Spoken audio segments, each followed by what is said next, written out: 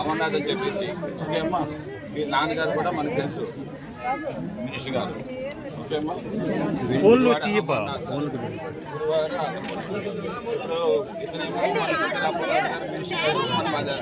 మత్స్యకారు చిన్న శ్రీని గారు భీమ్లీ ఇన్ఛార్జ్, అలాగే విజయనగరం జిల్లా పరిషత్ చైర్పర్సన్ కూడా. ఓకే మన బొత్స శ్రీని గారు ఎందుకంటే మరి విజయనగరం జిల్లా నుంచి ఉన్నారు కాబట్టి అందరూ వచ్చారు. చిన్న అని ఆయన హాస్పిటల్లో ఉన్నారు కదా, ఆయనతో కూడా ఫోన్లో మాట్లాడారు. మీ దగ్గరికి వచ్చి స్వయంగా కలుస్తానన్నారు. ఆ విషయం చెప్పమని మమ్మల్ని అందరినీ పంపించారు. మీరు ధైర్యంగా ఉండండి.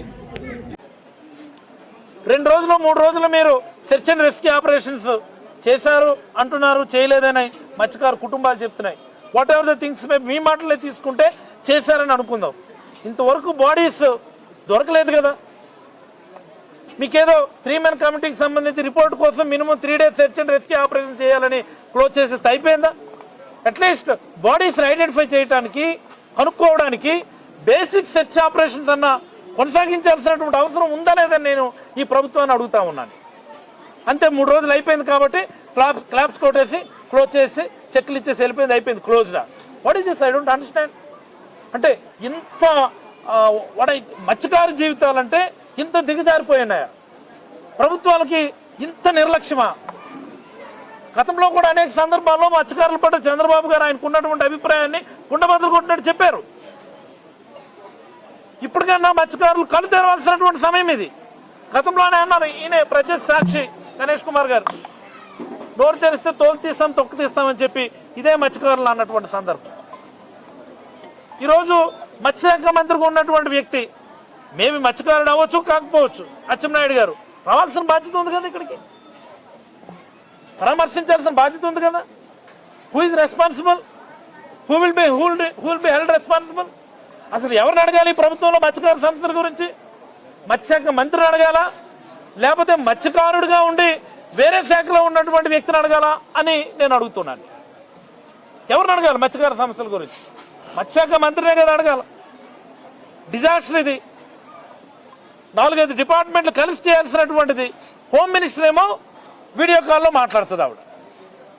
అసందర్భమైనటువంటి వాటికి మాత్రం మీడియా ముందుకు వచ్చి గంటలు మాట్లాడతారు. మీరు ఓ పెద్ద డిజాస్టర్ జరిగి కుటుంబాలు రోడ్డును పడిపోతే, వీధిని పడిపోతే మీరు వీడియో కాల్లో పరామర్శిస్తారు. ఈ ప్రభుత్వానికి మత్స్యకారుల పట్ల ఉన్నటువంటి చిత్తశుద్ధికి ఇది నిదర్శనమని నేనైతే అభిప్రాయపడతా ఉన్నాను. మత్స్యకారులందరూ కూడా సంఘటితమై డిమాండ్ చేయాల్సినటువంటి అవసరం ఉందని నేను అభిప్రాయపడతా ఉన్నాను. ఈ ఒక్క ఊరే కాదు, ఈ ఒక్క ప్రాంతమే కాదు, రాష్ట్ర వ్యాప్తంగా ఉన్నటువంటి మత్స్యకారులందరూ కూడా సంఘటితమై మత్స్యకారులు జరుగుతున్నటువంటి అన్యాయాన్ని, నిర్లక్ష్యాన్ని ప్రశ్నించాలని నేనైతే కోరుతా ఉన్నాను. జగన్మోహన్ రెడ్డి గారు 3-4 రోజుల్లో ఇక్కడికి వస్తారు, బాధిత కుటుంబాలను పరామర్శిస్తారు.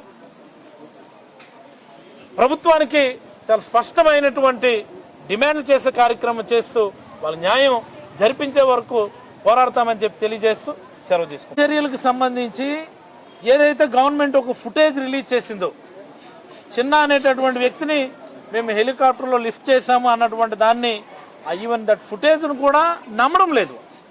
అది ఎప్పుడుదో ఫుటేజ్ అండి, ఎక్కడిదో ఫుటేజ్, మాది కాదు, మాకు అలాంటి ఆ స్థాయిలో మాకేమి సాయం చేసిన పరిస్థితి ఉందని మేము అనుకోవడం లేదు అన్నటువంటి భావంతో ఉన్నారు ఇక్కడ ఉన్నటువంటి కుటుంబాలు. మరణ పరిహారంకు సంబంధించి కంటి తుడుపు చర్య ఇది. కేవలం 5 లక్షలు 10 లక్షలు ఇచ్చేసి చేతులు దురుపుకుంటున్నారు. మత్స్యకారుల జీవితాలకు వెల ఇంతేనా అన్నటువంటి ఒక భావనతో ఉన్నారు. మేబీ వాస్తవం అయి ఉండొచ్చు. ప్రభుత్వం మత్స్యకారుల సమస్యల పట్ల స్పందించే తీరు పట్ల ప్రతి మత్స్యకారుడు కూడా చాలా అశాంతితో, చాలా అండ్రెస్ట్తో ఉన్నారని నేనైతే అభిప్రాయపడతాను. ధన్యవాదాలు. దురదృష్టకరమైన సంఘటన జరిగింది.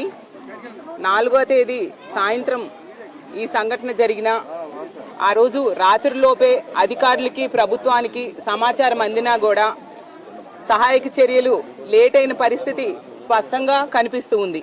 ఇక్కడ మత్స్యకారు కుటుంబాలు చెప్పిన దాని ప్రకారం ఇలాంటి ప్రమాదాలు జరిగినప్పుడు తొలి కొన్ని గంటల్లో గనుక సహాయక చర్యలు ప్రారంభమైతే వాళ్ళందరూ దొరికే ఛాన్సెస్ ఎక్కువ ఉంటాయి, టైం గడిచే కొలిది ఆ ఛాన్సెస్ తగ్గిపోతాయి అనేసి కుటుంబ సభ్యులు చెప్తూ ఉన్నారు.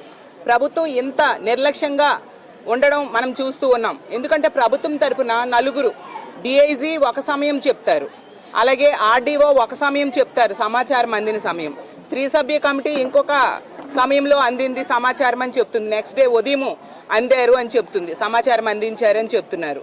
అలాగే మత్స్యకార కమిషనర్ ఏమో 8:30కి సహాయకి సంబంధించిన ఈ సంఘటనకు సంబంధించిన సమాచారం అందింది అనేసి మత్స్యకార కమిషనర్ చెప్తున్నారు. అంటే ప్రభుత్వానికి అధికారులకి కూడా వాళ్ళకి కోఆర్డినేషన్ లేదు. వాళ్ళు సహాయం అందించడంలో లేట్ అయ్యి దాన్ని కప్పిపుచ్చుకోవడానికి 3 సభ్య కమిటీతో తప్పుడు సమాచారం అనౌన్స్ చేసిన పరిస్థితి మనకు క్లియర్గా అర్థమవుతుంది. అలాగే ఇప్పుడే నా ముందు మాట్లాడిన పెద్దలు మంత్రి గారు వాళ్ళు చెప్పినట్టుగా ఇక్కడ మత్స్యకార మంత్రి ఈ ఉత్తరాంధ్రకు చెందిన వ్యక్తే. ఇప్పటికి 8 రోజులు కావస్తూ ఉంది. కనీసం మా కుటుంబాలకి పరామర్శ చేసి ధైర్యం చెప్పాల్సిన బాధ్యత లేదా? అలాగే హోంమంత్రి గారు ఒక మహిళ, ఇప్పుడు మగవాళ్ళు ఇంట్లో ఉన్న మగవాళ్ళు తప్పిపోయి వాళ్ళు ఉన్నారో లేదో తెలియని పరిస్థితిలో కుటుంబంలో ఉన్న మహిళలు ఎంతగా రోధిస్తూ ఉన్నారో మనం చూస్తూ ఉన్నాము. ఆ మహిళ వీడియో కాల్లో పరామర్శ చేస్తారా? మాట్లాడితే ఎదుటి వాళ్ళని తిట్టడానికి రోజు ప్రెస్ మీట్లు పెడతారు. మరి ఇలాంటి సంఘటన వచ్చినప్పుడు వచ్చి ఆ కుటుంబంలో ఉన్న మహిళలకు ధైర్యం చెప్పాల్సిన బాధ్యత హోంమంత్రి గారికి లేదా? అంటే వీళ్ళకి మత్స్యకారులంటే ఎంత నిర్లక్ష్యము, ఎంత చిన్న చూపు అనేది అర్థమవుతూ ఉంది. ఖచ్చితంగా ఇచ్చిన పరిహారం కూడా తూతూ మంత్రంగా 10 లక్షలు, అది కూడా 5 లక్షలు అలాగా సీఎం రిలీఫ్ ఫండ్ నుంచి కొంత వీళ్ళ పరిహారం ఇవ్వాల్సిన జీవో ప్రకారం కొంత ఇచ్చి చేతులు దులుపుకొని వదిలేసిన పరిస్థితి. ఇది చాలా తప్పు. నిజంగా ఎంత నమ్మి ఓట్లేశారు ఈ ప్రభుత్వానికి, ఎంత నిర్లక్ష్యంగా వహించడం ఎంతవరకు సమంజసం?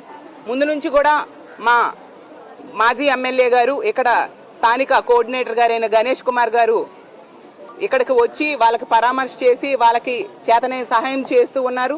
అలాగే మా సమన్వయకర్తలు, అలాగే మా జగనన్న కూడా మనం చూసాం. ఆ రోజు ఫోన్లో మాట్లాడి జరిగిన సంఘటన తెలుసుకోవడం జరిగింది.